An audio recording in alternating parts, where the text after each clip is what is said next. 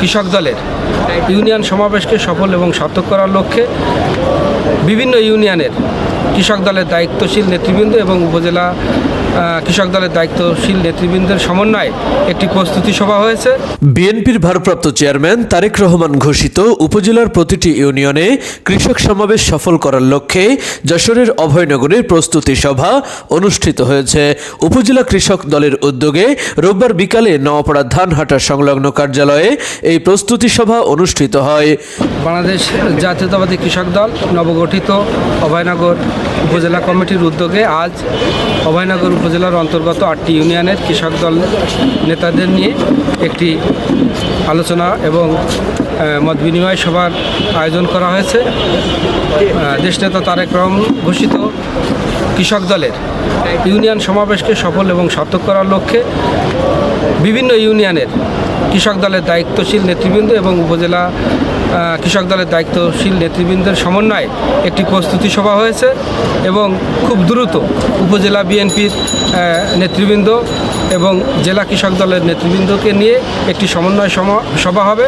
তারপর উপজেলার প্রত্যেকটি ইউনিয়নে কৃষক সমাবেশ করা হবে। মূলত সেই কৃষক সমাবেশকে সফল এবং সার্থক করার লক্ষ্যে আজকে এখানে একটি প্রস্তুতি সভার আয়োজন করা হয়। কৃষক বাঁচাও দেশ বাঁচাও এই স্লোগানকে সামনে রেখে উপজেলা কৃষক দলের নবনির্বাচিত সভাপতি কামরুজ্জামান মোঘল সুমনের সভাপতিত্বে ও সাধারণ সম্পাদক আশাবুর রহমান মোল্লার সঞ্চালনায় বক্তব্য রাখেন নওয়াপাড়া পৌর কৃষক দলের সভাপতি তরিকুল ইসলাম, উপজেলা কৃষক দলের সিনিয়র সহসভাপতি আব্দুল হক মোড়ল, যুগ্ম সম্পাদক আব্দুর রাজ্জাক গাজী, সাংগঠনিক সম্পাদক কামরুল আলম সহ বিভিন্ন স্তরের নেতাকর্মীরা।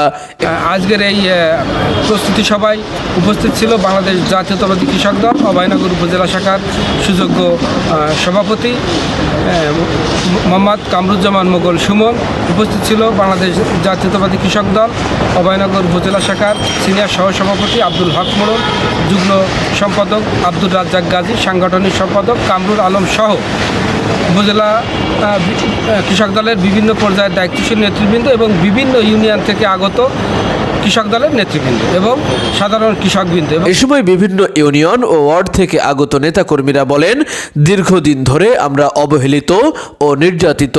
আমরা চাই বাংলাদেশ জাতীয়তাবাদী কৃষক দলের নবনির্বাচিত কমিটি আমাদের মূল্যায়ন করবে, সুখ দুঃখে আমাদের পাশে থাকবে।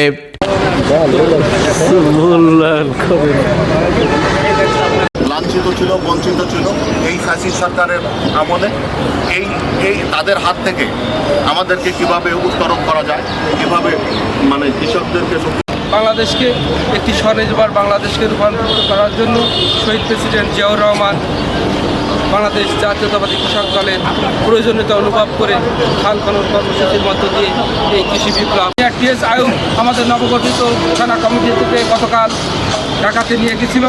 আমাদের উপরে যে দায়িত্ব দেওয়া হয়েছে এই দায়িত্বগুলোকে সুচারুরূপে সম্পূর্ণ করার লক্ষ্যে একটি দিক নির্দেশনা দিয়েছে। পরে উপজেলা কৃষক দলের নতুন কার্যালয়ের শুভ উদ্বোধন করা হয়।